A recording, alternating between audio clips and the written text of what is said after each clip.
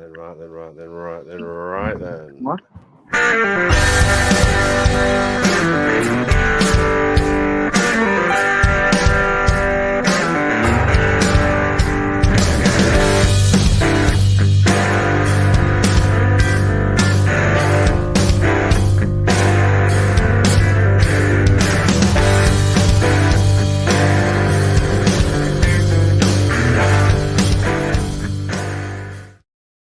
Welcome back to episode 186 of Tall Boy Radio. And as we always say, who knows where it goes when the beer flows?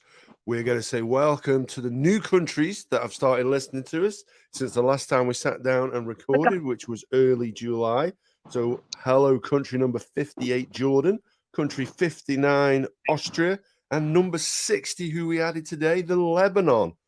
The Lebanon, if you're familiar with that old song. So before we introduce our guest today, let's say hello to Gaz and find out if he's had a good holiday. Gazza? Yeah, evening all, evening the world. It's been, it feels like it's been a while. It probably has been a while since we've sat down and recorded. It's lovely to be back after my travels to very sunny and very hot and humid America. We spent sort of a couple of weeks in Florida doing the parks sort of thing. So looking forward to this, and always good to have guests sort of joining us on the podcast. So a newbie to us. Looking forward to where it's going to go. Indeed. And I myself also back from America. I've been to Texas, as you can tell if you're watching the live stream from the hat. Ron, I told you I would wear it, but I am going to take it off because it is playing havoc with my headphones. So we're going back to the States again tonight with our guest. So let him say hello now and tell us a little bit about why we've invited him on. Yeah, hey, I appreciate you guys inviting me on. I'm Dan Killer Kennedy. I'm from Pennsylvania, USA, and I'm here to talk about some competitive eating. I got a few years under my belt, so it should be interesting. Yeah, a few years and a few meals. So yeah, I shared a video on our WhatsApp group for Gaz to watch, and it's what we were just talking about earlier. So we're going to be looking at like what it takes to make it then in the world of competitive eating. And one of the things that you do a little bit different, and we were chatting there beforehand, is something that's quite big in America is sort of speed eating as well, isn't it? Speed eating, I think, is really what separates the United States competitive eaters from the rest of the country. A lot of our contests and stuff are based on like 6 to 10 minute formats where like if you take Thailand or Japan, their formats are like 30 minutes, 45 and an hour. So speed is obviously a huge difference maker. And I think that's I wouldn't say that I would classify that as making us better competitive eaters, but I think that makes us separates us from everybody else. You know what I mean? Yeah. So the video that I shared with Gaz to watch, so it was wow. Well, we were chatting about it before. You can tell me the place and the name and the prize actually as well. But it was a burrito, which was 3 pounds, literally the size of my forearm and wider. And how long did it take you to eat that? Minute 22, I think. You had to beat the current record, which was I think 131, and I think that was held by Bob Shout. And I think that I think it was 122, but the prize was $3,200. So actually, we actually flew down to Texas. We had an event that weekend also. So we went through that area and did the burrito. And the thing that's the difference in that challenge, you had to call and get in a place, like you had to get in line. So I know that right before I did it, Jeff Esper tried to beat the record and he just missed it. And then I got a call and said, "Hey, Jeff didn't do it. Are you coming down through?" And I'm like, "Yeah." So we booked some flights, So it's kind of one of them things where if you're going to do it, you got to kind of jump on it and kind of get in line. And then when your time comes, you kind of just got to jump on a plane and go, So because Texas obviously is not really a drive down the road for me. So. Yeah. You're not wrong. So 82 seconds to eat a 3 pound burrito. You think you could do that, guys? Absolutely no chance. It's strange because you see the sort of programs that have been on TV for the past, your man versus food and that sort of stuff, and it's quantity, and there are various sort of timed challenges where he's got to eat it within like an hour, and he can't do this and he can't do that. And one thing I was going to ask was, is there other than eating quicker, is there a different way of preparing yourself for one that potentially has a time limit as opposed to a quantity? I mean, are there sort of, say, events where you have to eat an amount, or is it all timed, or is there a difference? Speed challenges are obviously different. You have to change your pace, your technique, your obviously your consumption of water. Everything has to change. You have to adjust that for the the format of the contest. But one thing that does help you obviously eat a lot faster is being able to consume an obnoxious amount of water. So, say you have a higher capacity eater like myself, you have the tendency to be able to use a lot of water. So like in that burrito challenge, along with a 3-pound burrito, I probably drank close to a gallon of water. So, Wow. I'm basically shooting full 16-ounce bottles of water, grabbing hold of them and basically forcing the burrito down with the liquid, so because you don't really have time to chew it at all, because, let's face it, a minute and a half is not a whole lot to eat. You're talking about eating 3/8 to almost a half a pound. You're eating a pound and a half a minute, more than a pound and a half a minute. So, you have to use the liquid to propel it. That's just frightening when you sort of try. I can't comprehend eating that quantity in that amount of time. And it was one of the things that, because you see people that, and I can't, but they have the ability effectively to open the back of their throat and just, they can glug pints down in gallons of water within a second or a couple of seconds, because they literally just pour it down their throat. Whereas I don't know about yourself, Adam, but I would have to gulp, which obviously then takes time. So is that something that you can do? Can you literally just almost force it down in one go, sort of thing? You literally take a mouthful and then it just goes down? Or yeah, you basically would bite off what you feel comfortable trying to swallow, and that's a mechanic all in its own right.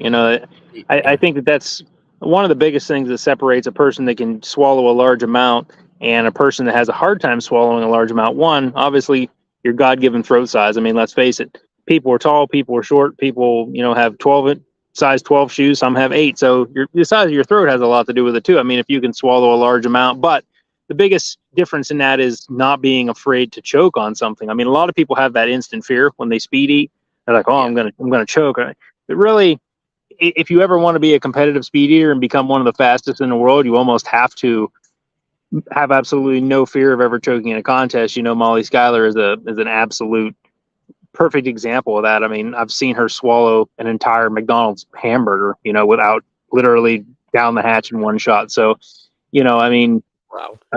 She still holds a record for the fastest burrito. I think she ate the burrito Zilla, which is 5 pounds in a minute 25 or something along that line. So, she literally just shoves the thing. It's just going down in one shot, so, but yeah, it's an incredible feat. It is. It is an incredible feat. And I'd be curious to know what effect it has on your digestive system a day or so afterwards. It's, let's face it, the human body was never really, I don't think it was really designed to handle that kind of thing. So, there's certain ways to handle it. You gotta, I've always said it's kind of a balancing act. You know what I mean? People, obviously assume, this and that and the other thing, but the whole thing with competitive eating is it does wreak havoc on your body, just like bodybuilding or professional sports. It takes its toll on your body. And I think that's, why you see such a high turnover in competitive eating. It's similar to bodybuilding, like even powerlifters like Eddie Hall and Half Thor, Brian Shaw, they get to a point where they've done it so long that their body just no longer can sustain. So I think that's also why competitive eating has a high turnover too. You use and abuse your body so long to try to be good at something, but it's kind of one of them things where you got to get in, you got to make your mark, and you got to get out, before it gets to the point where you've just beaten yourself up so bad that you live with that for the rest of your life. So how long have you been doing it then?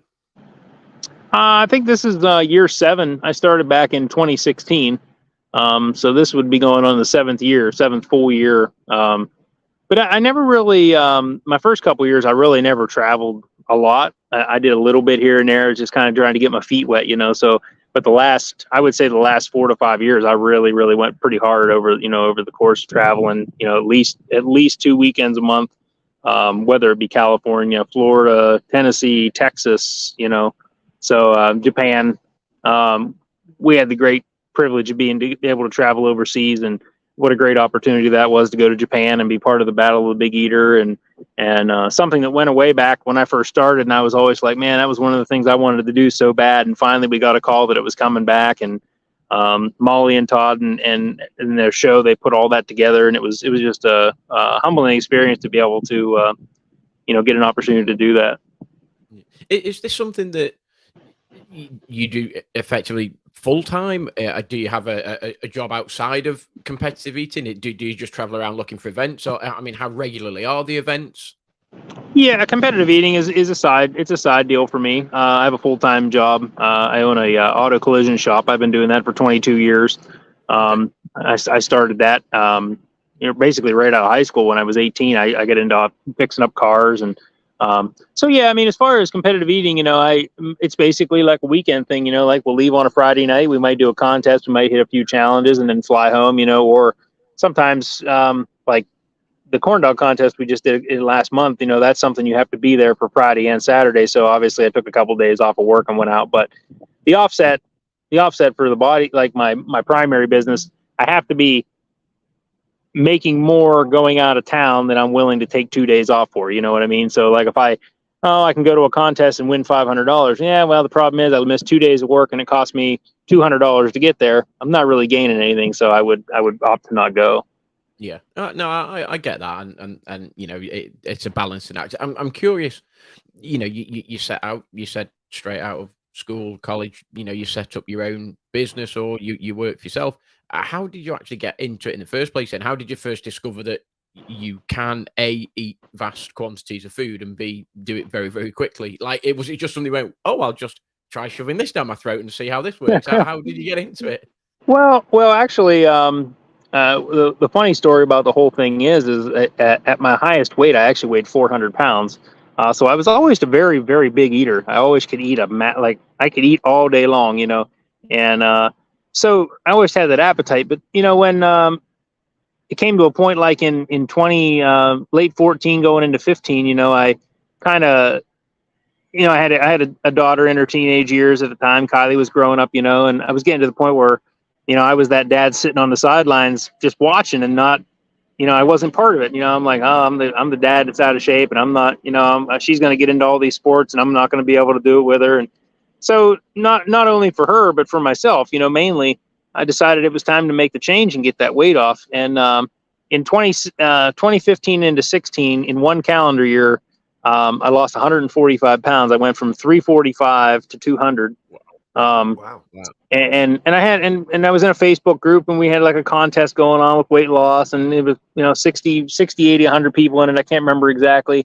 We were really, encouraging each other. And I had a friend, Joe Evilsizer, that was a fitness coach at the time, and kind of lost all that weight, and he's like, oh, well, let's have some fun. You've been on such a strict diet. We should go out and try a food challenge. And of course, when I was a big guy and younger, I actually watched Adam Richman and Man vs. Food, and I was always like, oh man, I bet you I could eat like that guy, and so I go and I do this omelet challenge, local to me, and I think I did like a 4.5 pound challenge in like 16 minutes or something, and I'm like, huh, interesting, and I never really thought much of it, and then like I saw another one, and I'm like, oh, I ought to go try that, so then it was kind of like a weekend hobby. Like I worked out all week, I stayed in shape, and then that's kind of how I treated myself. I would go and do a food challenge on the weekend, and then of course it snowballed. Then I found out that I had the ability to eat pretty fast. So, and that's kind of where the moniker came from when I was losing the weight and stuff.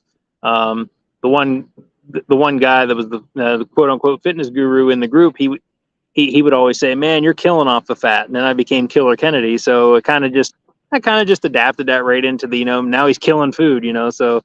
That's kind of where that whole thing stemmed from. And really, Killer Kennedy wasn't something that started because of competitive eating. It actually started because of the weight loss. So, wow. Okay, I did wonder because Killer Kennedy can sometimes be considered an FBI policy. yeah, right. Yeah. Like a backyard conspiracy back in the presidential days or something, maybe. Yeah. Well, we do have a question that we've been asked to ask you. A gentleman by the name of Sean the Mouth Eats wants to ask you. For you to share your thoughts on French fries. My overall thoughts on French fries. It's not. People think that I just straight despise French fries, but the facts of the matter is, I actually don't mind fries. I mind challenges that supplement a challenge with like 6 pounds to just make it like sheerly impossible, because it's one of the hardest things to eat mass quantities of. So, and it seemed like for a long time there, like every challenge I got had like 5 pounds of fries, 6 pounds of fries. Oh, we know that guy doesn't like fries. Let's put an extra 2 pounds on his plate because it's funny, because all he does is complain about how much the fries suck, you know? So it really isn't the fact that, like, if you were to take me out to eat, I would get a burger and fries. Like, I don't mind fries. I prefer onion rings, but I don't hate fries. I hate mass quantities of fries in challenges, because the biggest problem is too, by the time you get the challenge, they're cold. And you know how hard cold fries are to eat, and it's awful. Yeah. And there's like anywhere between 3 and 8 pounds of the things. And I'm like, every time I'm just like, man, these damn fries. and it seems like I can, like, if the challenge is 8 pounds and half of it's fries, I can do the first half in like 2 minutes, and then the fries take me like 20 because all I'm doing is complaining about them the whole time. So that's kind of where that came from, you know. They call it the killer kryptonite. Anytime somebody sees fries, they're like, "Oh, he's got a plate of kryptonite." So are you known then? So when you book into a challenge somewhere, do they know the name? You know, like I watched the hot dog challenge that you did last weekend. I watched it live. When you book in to do it, do they think, "Oh, this guy's coming"? We need to maybe up the challenge a little bit. So sometimes what happens is, like, if you reach out to a restaurant or something on Facebook, they'll look at your profile, and sometimes you won't get anything from them. Sometimes you'll get a reply that says something along the lines of like, "Well, we took a look at your profile, and by the looks of things, our challenge isn't going to be anything to you." You know, like that hot dog contest I did last weekend. They didn't look me up or nothing. When I showed up, they just thought I was just some guy off the street that was coming through the area. And then I ended up eating 41 in 10 minutes. Just, I honestly really wasn't. Keep them coming. This sounds bad. I mean, I really wasn't even trying. I was joking and handing the guys next to me buns and dipping them into water and filling my cups up real slow. And I wasn't doing that to be a smart or look like a jerk or anything. I just, I'm trying to. It's more or less entertaining the crowd, because if I'm going to go there and I'm going to blow away a competition, which is never what I set out to do. I want those guys to enjoy themselves too, but the thing is, I always, and this is something I want to put out there, I always clarify with a promoter. Like I messaged Tony's, which is who had that contest, and I said, listen, I just want you to know I'm a professional eater, and whether they look me up or not is, and a lot of people, the problem is, I think a lot of people say they're a professional eater. So when I messaged him and said, I just wanted to make sure that this contest was open to professionals. Because if it is an amateur contest, I don't want to show up to that and then everybody else be upset. If it's supposed to be, hey, we're just making this fun for the community, okay, that's perfectly fine. But, and then maybe they'll separate it into a pro and an amateur contest. But I always clarify that, hey, I'm a professional eater. I don't want to show up and ruin your event, because it is their event. It's not my event, so. Yeah. Well, I think the guy who came second did eat something like 9, and I thought fair play to that dude, because there's no way I could do 9 hot dogs in 10 minutes. That's pretty impressive, isn't it? Still. No, I even told him, I said, if you come back and train next year, I guarantee you could probably do 20. So that's kind of one of them things where, are those guys going to take it serious and try harder next year? Because next year I know that contest, I spoke with the guy that owns the place, and he wants to make it professional and amateur. So now the amateur field will be leveled, and they're going to try to get some sponsors on hand. Salen's, which is big up in the Buffalo area. They're like a Nathan's, but Salen's is their hot dog brand, and that's kind of they're trying to get them on board for a bigger sponsorship, so that you have to keep an eye out. That might end up being a professional contest next year. So we'll see. Do you always know? So when you see the events, do they always pre-publish the type of food that it's going to be? Will they say that it's a hot dog, or it's a burrito, or it's an omelette? Will they pre-publish that so that you know what you're getting into, or is it a case to turn up and see what it is and then think, oh, crikey, I haven't eaten one of them quickly for a while, I've got to adapt to what I do, or change things up? How does that work? It's always predetermined. I mean, if somebody's hosting a contest, they'll say, come to our wing eating contest, or come to our, the only one I really ever went to that was kind of a surprise was Battle of the Big Eaters. Battle of the Big Eaters was not. We had really no idea what we were even getting into, and of course, being that it was a foreign country, anything that we ate over there was something I'd never experienced before, anyways. So that's kind of one of them things where that was really the only contest that I ever went into that was like, hey, this is the round you're in, and you're going to be eating this. And I'm like, oh, Right. Well, what is this? And then they would show you, and you're like, okay, well, yeah, it's obviously foreign to me. So, and Yeah. the thing that's crazy about that, like one of the rounds I was in Tokyo was called shabu shabu, and that's very thinly sliced meat. Very, very high end quality meat. And actually, what's funny about the whole event is you actually cook it yourself. So they would hand you raw trays of the thin beef. You would pick it up. You would put it into boiling water. You had to basically what they call shabu shabu, which is cook the meat, then plate it, and then eat it, and repeat and repeat and repeat. And that's a 45-minute contest, and I ate 15 pounds of it. Oh my God. It sort of makes you think, like, sick just thinking about it. It's I eat and I get full. And there's always that occasion where you eat and you feel full, but I'll always have a couple more mouthfuls. I'll just finish it. And then you think, oh my God, I feel stuffed. Like I proper couldn't eat anything else. I can't imagine eating just that amount. No, and this is the thing as well. The other side of it as well, dude, is like I say, you used to be like a heftier guy. You certainly are now. You're pretty svelte. So like I say, I've just come back from Texas and I gained 10 pounds in 10 days. You know what I mean? From eating the barbecue out there. How do you keep the weight off? How do you keep as trim as you are? I mean, it's really a balancing act, and I've told a lot of people this. It's one of them things where it's calories in, calories out. You have to learn a balance. I mean, most people got to realize I'm not doing this every day of my life. I mean, I haven't done any competitive eating since the hot dog contest, so that's over a week. So and you also got to realize when you're eating mass quantities, your body is not the human body was never meant to process or digest that amount of food. So most of it, I hate to say it just goes right out.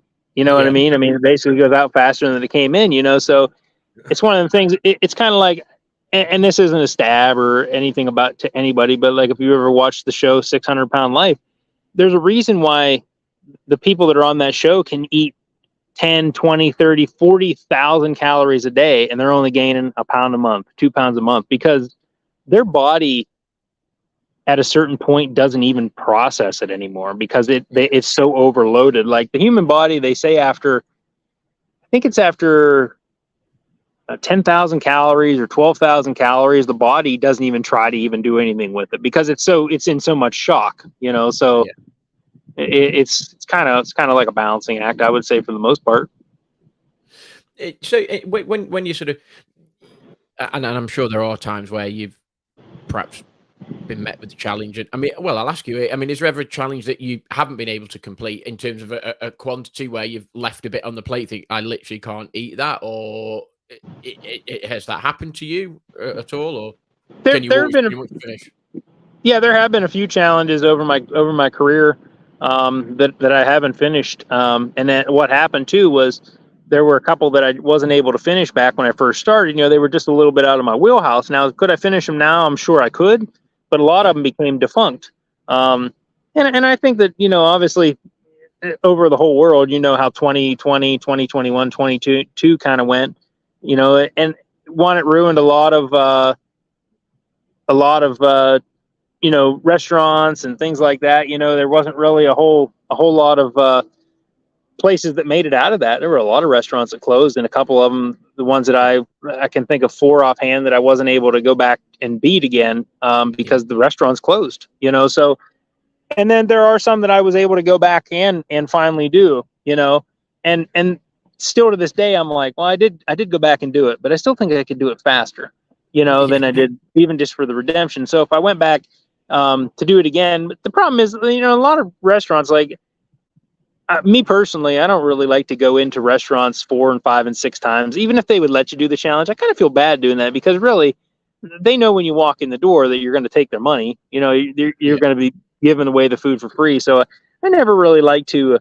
I always like to tip well and stuff. Make sure the waitresses are taken care of. And but as far as overall, like as far as the challenges, and unless a restaurant invites me back, I won't go back and do their challenge multiple times. Even if they say, hey, you guys should come back and do anytime you want to stop in, do it again. So, Yeah. but I tend not to. I was going to say that there must have been times where when you sort of first started out, maybe you weren't a professional eater, that you've sort of taken advantage of going in and the poster will say, if you can finish this, eat free for a year here. And you're like, woo, I can do that. There must have been, just a little bit. You're thinking, I'll do that. Because then, but you've just obviously defunct that and said you didn't go back. So, Yeah.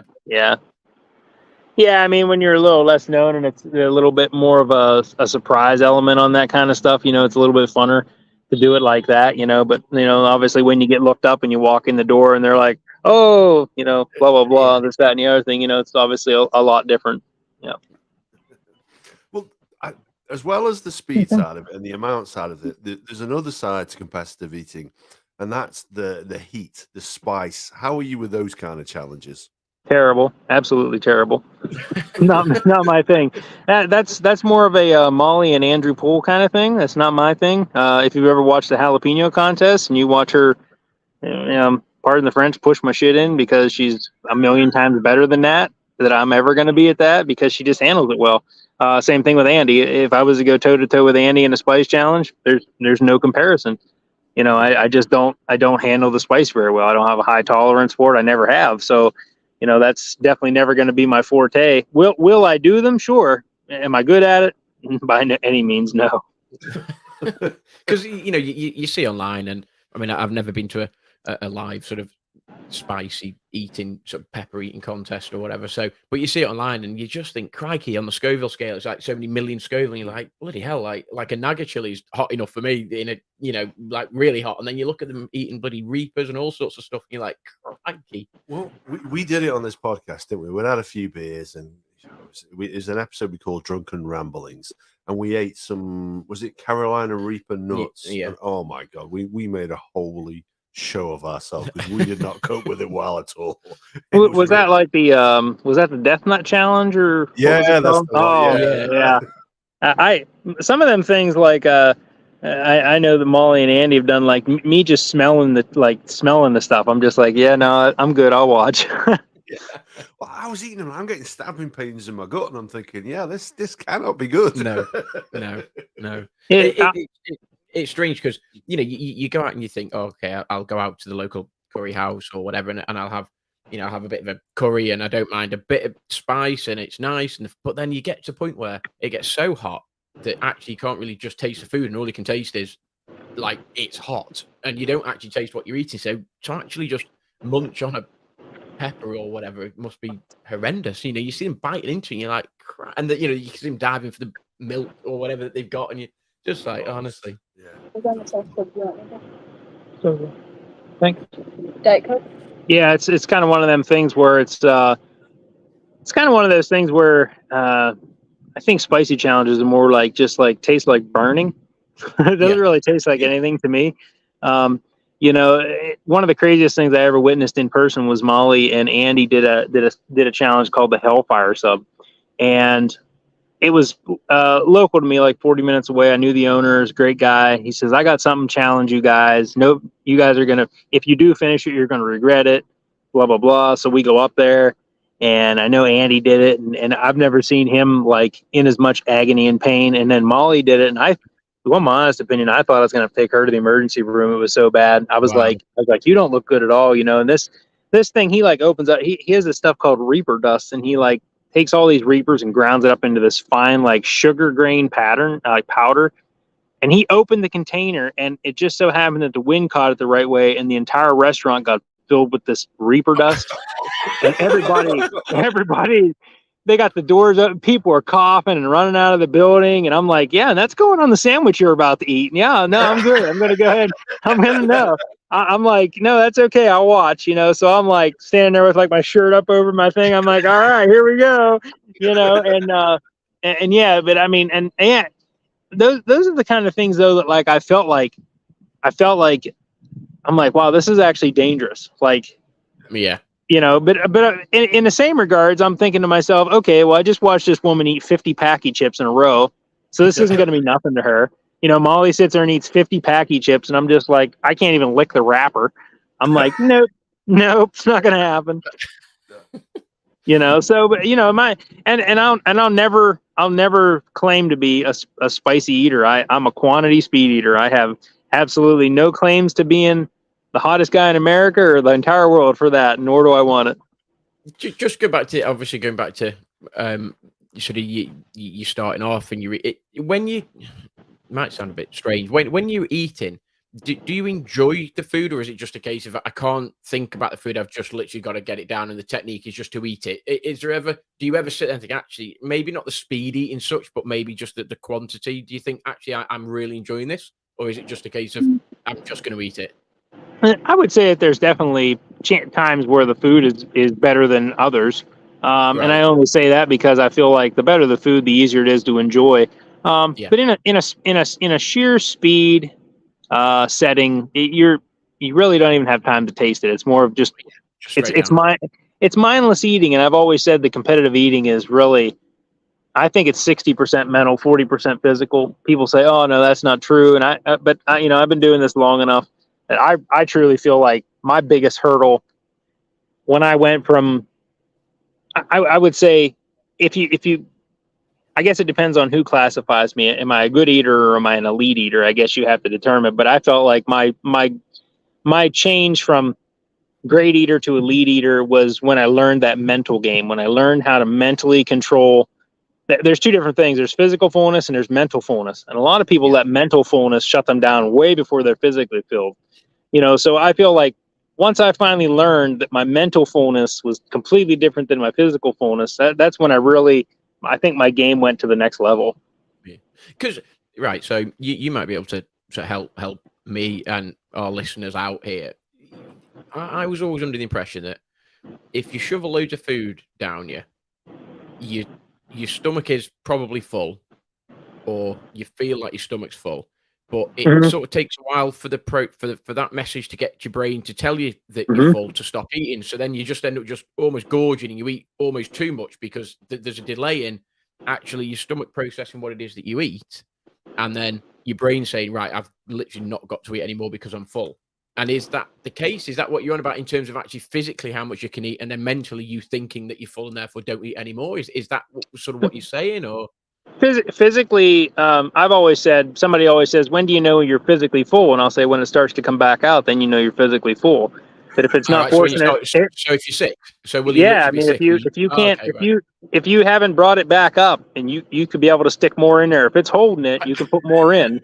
But see, and mental fullness is it's kind of one of them things where, okay, you're eating a mass quantity and you get to the point where you're like, wow, I feel awful and I don't want to eat anymore. But then it's that's the mental game. Then it's, okay, all I got to do is finish this. All I have to do is finish this. And you just push through that. You push through your body saying, hey, you're done. You say, well, I'll tell you when you're done. And you just continue to eat and eat, and you just go through that. And once you work through that process, you almost can completely lie to your body and say, you're never full, and then, but that's obviously where the physical game comes in. You have to obviously train your stomach to be able to expand to that limits too. I mean, you can't just mentally eat 20 pounds of food. Your body has to physically be able to adapt to that.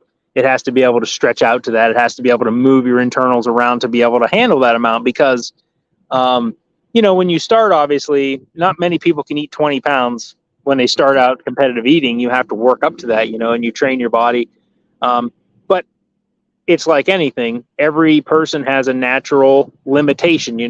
Some eaters may be able to eat 20 pounds. Some may never be able to eat more than 10. It just depends on what your body's physically capable of. It's kind of like a bodybuilder that starts natural and then realizes that, okay, well, without some help, I'm not going to be able to get any bigger than this, So it's kind of like, how far can you naturally go without training your body to competitive eat? How far can you go until you have to, start working on stretching it out with low calorie foods and liquid and figuring out technique and practice and training and stuff like that. Your body will naturally take you a certain distance, but then it's like, okay, well, if I ever want to get to the next level, then I've got to take it to the next level. So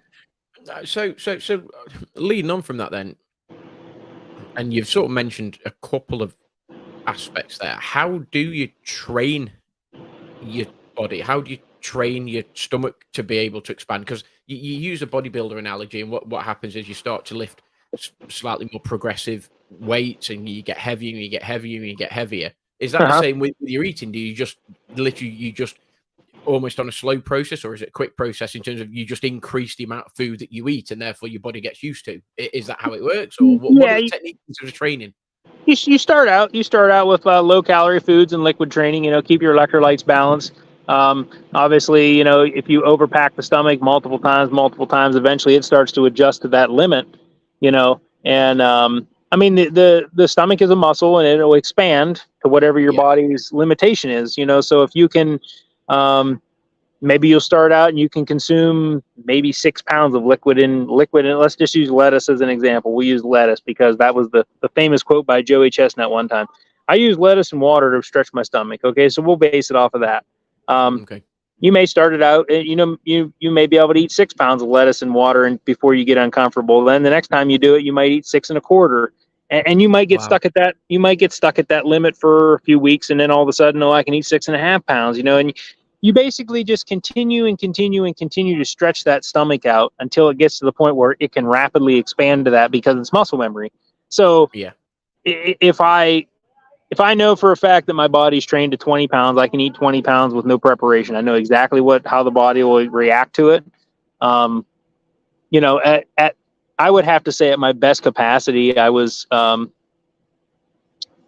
human stomach, we'll use this as an example. The human stomach as a natural, you feel the sensation of fullness around 32 ounces, which is a Gatorade, which is about a quarter of a gallon or 2 pounds, 2.5, 3 pounds at the max. That's when a normal person would feel sensation. Now your overall, I would say overall competitive eaters, probably your average, if I was to guess. Now this is just a guess. I don't know. I never really talked to them about it, but I would have to say that on average, I would say the average competitive eater is probably somewhere around 1.5 gallons, 1.25 gallons to 1.5 gallons until they feel sensation of fullness. Now you're on your elite side, they can get on the other side of 3 gallons, so I mean, you're talking about 24 to 27 pounds of total volume.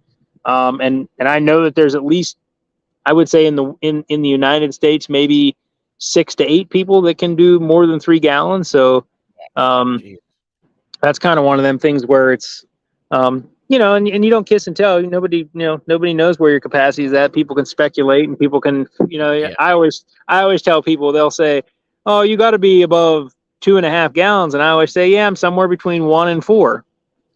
So I mean, I keep them guessing. I'm not going to come out and tell somebody, "Hey, this is where I'm at," and this is because then they know how to prepare to go up against me. So it's kind of one of them things where it's like, we always joke around, like me and my buddy Andy. I'll say, I don't even know why you're training anymore. I already know you're at 4 gallons or whatever. And he'll say, "Oh yeah, you wish, pal." And I'm like, "I'm not going to sleep on you. I don't know what you're doing. I don't know where you're at." And there's this but there's a camaraderie that comes along with it. You're joking around, and somebody will say to you, "Oh, you're at 2.5 gallons," and I'll say, "No, I'm not." And then you'll put up a crazy number, and they'll say, "See, I told you weren't at 2.5," and I'll say, "Well, I didn't tell you I wasn't above it. Yeah, you just asked me if I was at 2.5. I just told you I was. I didn't tell you I was at 2.5. That doesn't mean I'm above it or below it, So, and there's a little bit of joking that goes on in the background behind stuff like that, and people go back and forth, but there's a camaraderie. It's like any sport, There's a mutual respect. There's a mutual camaraderie that goes along with competitive eating and seeing people at contests and razzing each other and giving each other a hard time, And like for instance, somebody will post a video where they eat a burrito and it takes them, I don't know, 2 minutes or something, and I'll put on there, "I remember the first time I ate a burrito," or something, and or like somebody will do a pizza challenge, and this is. I hope that most competitive eaters watch this podcast because I'm going to share it because I want people to hear this statement. People will post a picture of a team pizza challenge, and there'll be 2 people or 3 people doing it. And I always put the joke out there, and this is sheerly what it is. It's absolutely a joke. I don't mean any malice behind it. I'm not stabbing at you. I always say, "Why so many people for such a small pizza?" And I know it's funny, but that's what it's meant to. It's supposed to be funny. Yeah. But there's been a lot of people over the years that took that to heart, and that was never really the intention. Yeah, I'm razzing you, but it's supposed to be all part of the fun, you know. And Yeah, but I can openly admit that I hurt some people's feelings by doing that. People got upset. Oh, he's a jerk. He's smug. He acts better than everybody else. And I was just trying to have fun and joke around, you know. But in the exchange, if those people were to call me and say, hey, you know, how can I finish that pizza by myself? I'd be more than happy to say, well, this is what I would do if it was me, you know. Sure. One thing I was going to ask was, when you sort of, is there and again, it goes back to if there's an event and you know the food that you're going to eat, do you know the entrants that are going to be there, or do you turn up and you go, oh, holy shit, like Phil's there, and I know he can eat more than me, or he can eat quicker than me, or do you know the field that you're competing against all the time, or do you get some people walking, you go, oh, I can't believe he's here because I know he's quicker than me, or? I think that there, for the most part, we kind of, a lot of the times in competitive eating, I don't know necessarily so much on the independent side as like Major League Eating. I think that a lot of those guys are like, hey, which contest are you going to? There's more than one contest that weekend. And those guys kind of divide and conquer, whereas on the independent circuit, we don't have as many options. So most people are like, hey, are you guys going to this? Are you guys going to that? You know, like the guy in the chat right now, Sean the Mouth Eats. He'll always say, hey, are you going to this contest or that contest? Because if Molly and you are going, I'm not even going to waste a trip, you know? And I always say to him, I'm like, hey, dude, you should come anyways, because it's all about having fun and hanging out, you know? And I mean, as long as you're not out a bunch of money by coming, it's worth hanging out and spending time and joking around and having a good time. And you know, I can tell you one thing in competitive eating, there's always something exciting. And one of the most exciting things that I've seen lately is the rivalry between Sean and Andy. They're two eaters that have very comparable skills, and so it's fun to watch them. Like, they did a hot dog contest last month where me and Molly were in California, so it was Andy and they were neck to neck. Andy and Sean, they were in Pittsburgh, and it was neck and neck, and the crowd was going crazy. And that's great. That's great for business, because when push comes to shove, competitive eating is a business, and people need to start looking at it that way. I've always said for years and years and years that somebody should turn competitive eating into wrestling. That's exactly what they should market it like. And I actually tried that with, that was my main game with Elite Eats Entertainment when I launched that brand, because I believed in that. And that was really the way the system was going to run. I was going to run it like professional eating, you know, storylines, and there was going to be like at table, you know, we're not squaring off in the circle, we're squaring off at the table, and you know, and trash talk and big storylines and backstories and characters, and, you know, but, you know, obviously the world had different plans for that. You know, when COVID hit, you know, E3 kind of became obsolete, because a lot of the things we had under contract and a lot of the things we were working on, when people got opened back up, the first thing they pulled the plug on was unneeded expenses, and food contests were right on top of that list. Oh, we're not doing that because we don't have 10 grand now, or we don't have $5,000, or, you know, and I understand that, and I don't harbor any hard feelings towards any of those brands that said, you know, we can't afford that anymore, and that's understandable. So as far as Elite Eats Entertainment and the way that I was going to market that brand and kind of build that company, it was kind of one of them things that's it's kind of on the back burner now at this point. So maybe something I revisit when I retire from competitive eating full time, so that I can concentrate on the business side of that. But as far as it right now, it's kind of a dead in the water, you know.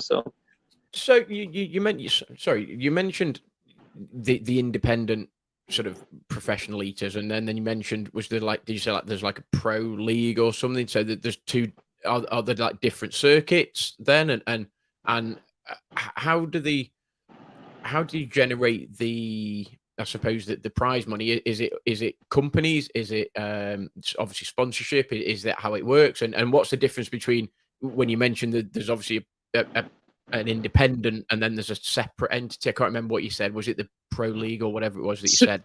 So basically, in the United States, we have two options. You can be an independent eater, which means you kind of go to where you want to go and participate, or you're in Major League Eating, which is MLE, which they have their own set sets of contests that they work with sponsors with, like Nathan's. Nathan is a contract. The thing about Major League Eating is you're in a contract with them. You sign with them. You sign 3 years at a time, and you can't do any contest outside of that. Anything that they don't host, you can't do.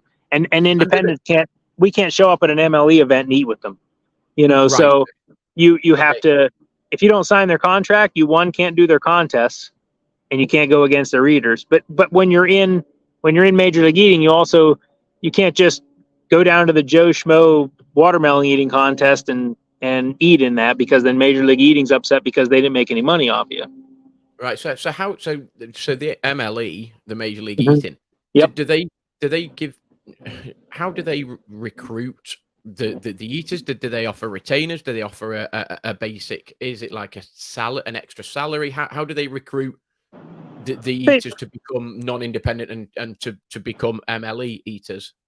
Well, I mean, I've turned down the contract multiple times, and because I feel like a contract should be negotiable, but they don't really negotiate with you. They kind of just say, this is how it's going to go. This is what we're offering you. And if you don't agree to it, well, then sorry.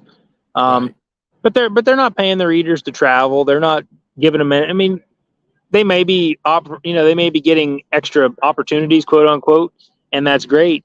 But Major League Eating's taking a part of it. Hey, we created this opportunity for you, but we want to get paid too. So like let's say Joe's Crab Shack or Carl D's Hot Dogs wants to have a contest. They'll call Major League Eating. Major League Eating will say, yeah, we'll host your contest and we'll get you your eaters and we'll do this. It's going to cost you $10,000. Right. For instance, so that's how Major League Eating makes their money. So you have to pay us $10,000 plus we need a $5,000 prize purse. So now you got a $1,500 bill. Was Joey Chestnut going to be there? Well, yeah, Joey can be there, but now it's going to cost you $25,000. Oh, okay. Because if you want Mickey Sudo or you want Joey Chestnut at your event, say you guys have a restaurant and you want those people at your event, you have to pay for them to be there, because they'll say, well, Joey can be there, but it's going to cost you $10,000. So they have that hold on you, where if you own a restaurant but you want that name there, you have to pay for it. You don't have a choice. You can't get Joey Chestnut without Major League Eating. Right. Okay. I was just struggling with the sort of the model as to if Killer Kennedy was to sign for MLE, what would they get? What benefit to them would there be of you joining them? And that would be your name associated with going to a particular restaurant in a particular place, and therefore that generates income and that generates interest, etc., and therefore that's why they'd be willing to pay MLE, i.e. you. They own your likeness, basically. You're employed by them, where if a company calls and says, hey, we want so and so and so and so, yeah, well, you have to hire us if you want them, because they can't eat in your contest regardless. Yeah. So they have a loophole on but it's one of them things where I'm just like, if like say Major League Eating would approach me again, I would say, well, I'm not going to sign your contract because there's nothing in it for me. It benefits you guys. The contracts don't benefit the eater; they benefit the company. Yeah. Now, if you could negotiate a contract and say, I want my travel to the contest paid for.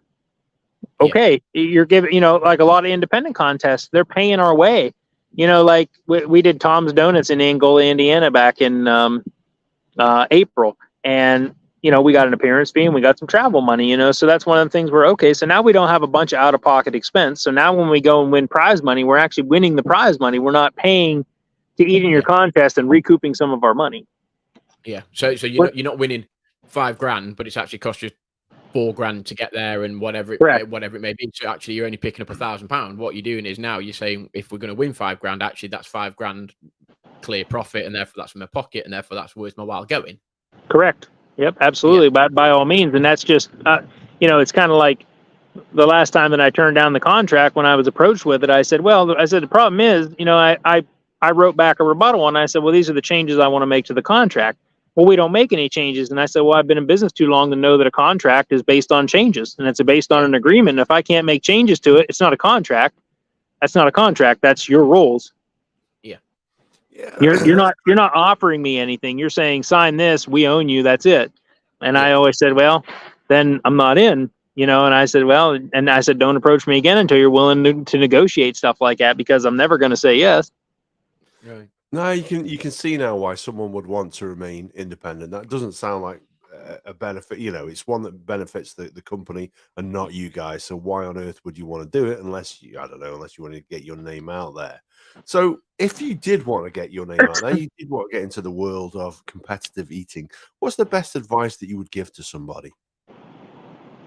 I would say the best advice I would have to give somebody that wants to get into competitive eating is start out slow and do it as a hobby and enjoy it. Because I can tell you one thing: if you want to get to a point where you, I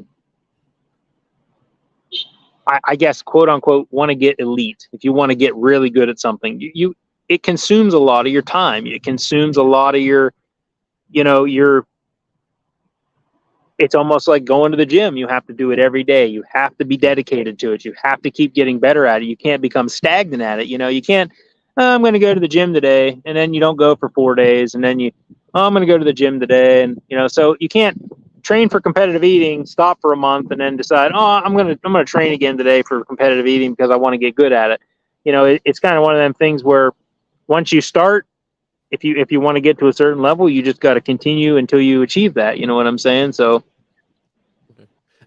So, I mean, I don't know because I haven't really done that much research into the UK. But so, how big is competitive eating in the States, for example? I mean, how many elite eaters are there out there? How many events are there? I mean, you mentioned, was it a couple every month or whatever it may be? But in terms of the MLE, how many eaters do they have? How many professional eaters are independent? How big is it? Well, MLE ranks 50 people, but Right. I would have to say that their elite eaters are anybody from 1 through 10. Now, I would have to say when I classify when I would classify somebody as an elite eater, I would say crazy capacity and unmatchable speed. I would have to say that there may be in the United States. I would have to say I'm going to say a half dozen to 10. Right. Okay. I'm going to say 6 to 10. And that's subjective because some of them are semi-retired, some of them are retired, some of them came back, some of and I if I was to say active eaters, I would say 6 elite eaters. And I would say that anywhere between, I think MLE has anywhere between 4, I think I'm going to say 4 contests a month. I'm not exactly sure. Independent, they just kind of pop up. So I can't really even speak for independents because it's kind of like, "Hey, did you see there's a contest this weekend?" "No." "Oh, there's one." "Okay, let's get in the car and go." So it's because you're not, they don't have those they don't have that mainstream exposure. Okay. Like the hot dog contest last weekend. That just happened to be something I got tagged in twice on Facebook, and then a guy messaged me and said, "Hey, I watch your channel and this place near me is having a hot dog contest," and that's how I found out about it. So I'm like, okay, well, I guess I'm going to a hot dog contest Saturday. So, but like I said, that also has to be weighed pros and cons. Can I make money by doing that? Do I have a reason to drive 3 hours and 3 hours back for $500? Can I do something else in that area to make my trip worth it? So. Yeah. Okay. Yeah. Yep. So, do you ever do more than one in a weekend? Then it sounds like you do. I mean, that blows my mind. That after doing one, I always think when you watch Man v Food, so the guy goes around, he tries a bunch of different food in restaurants. I'm thinking, you don't fill up. You're gonna eat a big meal tomorrow. You know what I mean? Yeah. Do you do more than one in a weekend?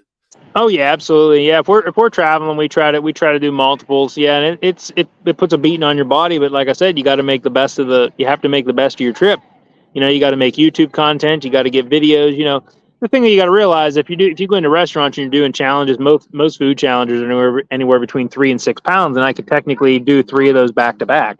And not really being any issue. But you have to weigh the pros and cons. If you go away for a weekend, you have to make that trip valuable to you, because if you're spending time on the road, you're spending money, and if it's costing you money, then it's absolutely a waste of time to even go.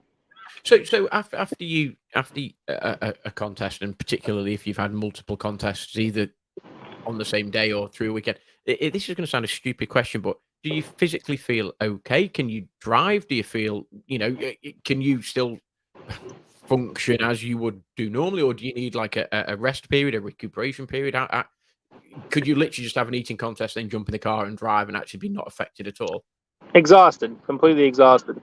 because Right, you got to yeah. realize when you're on the road, like for instance, say Molly and me go on a trip to California. We're doing multiple challenges, trying to make the best of benefit that we can to, gain YouTube content. Plus, we're doing contests. Most people think that when you're on the road, oh, they're out, and enjoying, and they're on vacation, and we're in a car driving 7, 8, 12 hours, getting on a plane, flying 6 hours, renting a car, driving another 7 hours.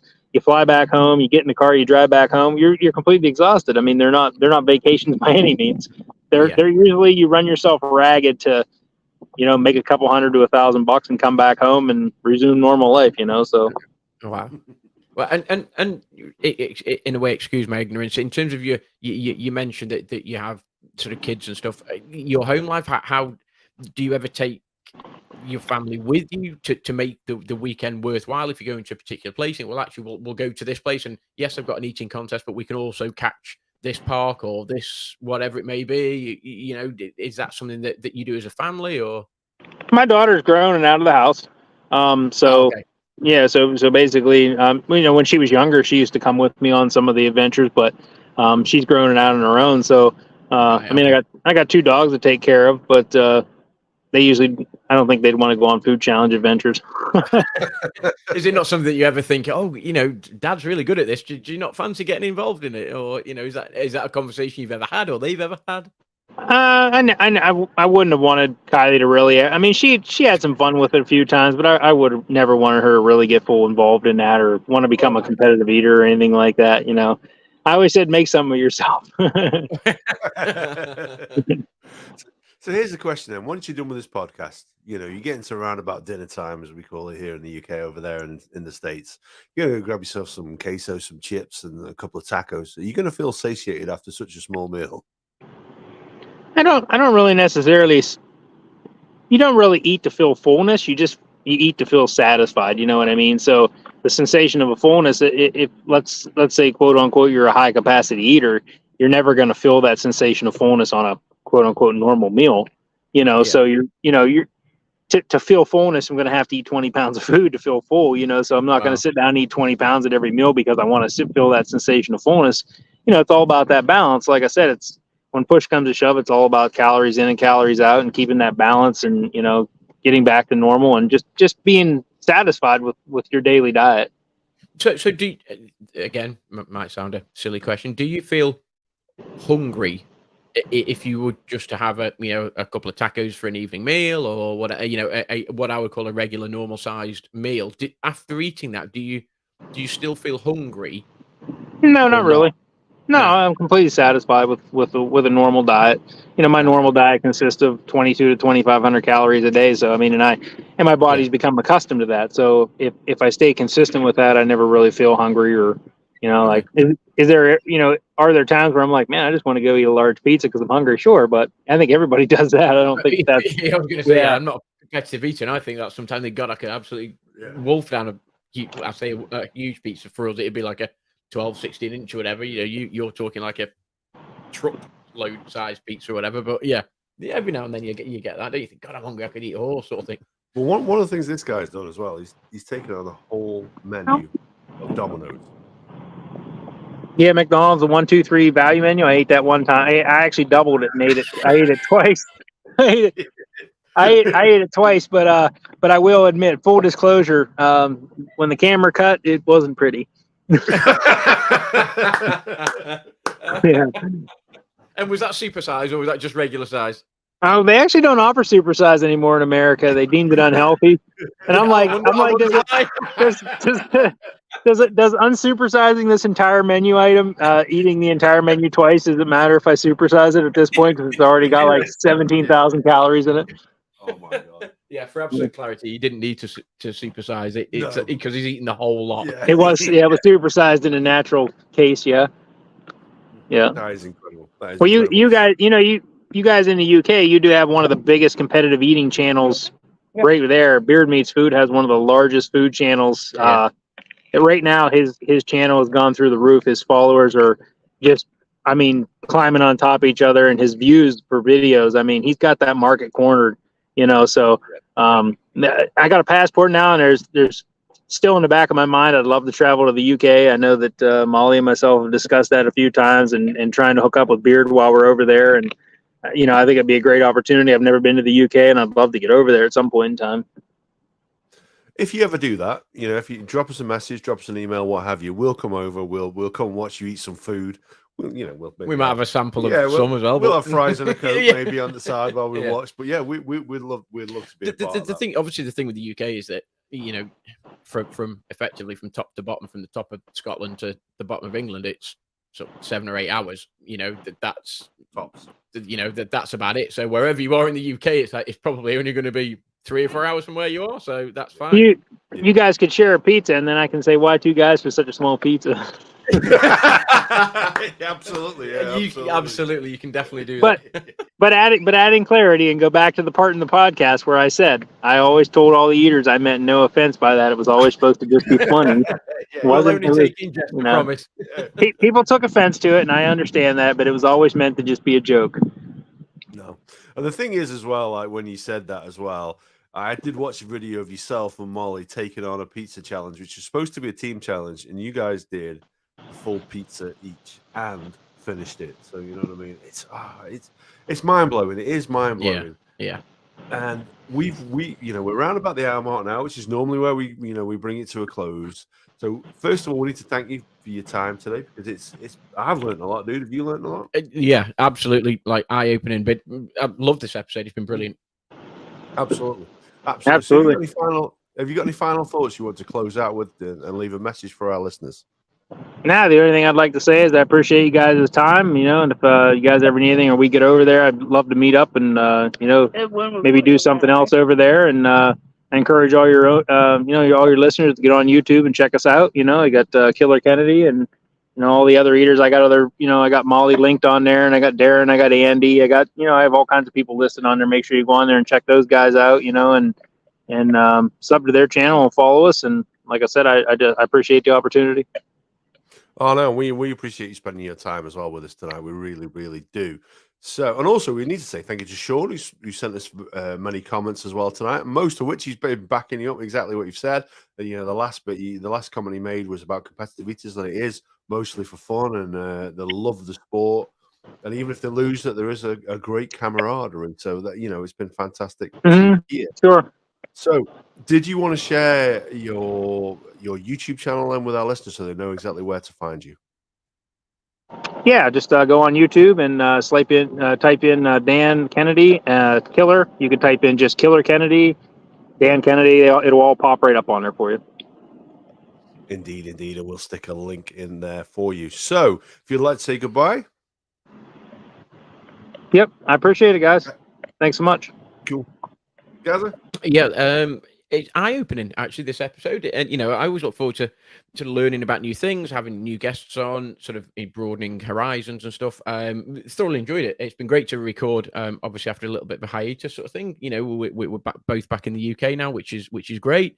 Looking forward to next time. But yeah, I just want to thank Dan, thank him for joining us, thank him for what he said, and opening our eyes in terms of sort of competitive eating. So until the next time, and fingers crossed, if Dan does get over to the UK and we can hook up and we can perhaps order a 9-inch pizza and share it, and then watch Dan eat the rest of the menu or whatever. That sounds like a plan. That's it. And we fully expect him to take the mickey and we'll leave a slice or two. And that's yeah, absolutely. Yeah, I'm full. Yeah, that's it. Yeah. So we will say thank you for doing this. And all the folks out there who've joined, thank you for listening. And we'll see you again next week, where we'll be talking about something entirely different.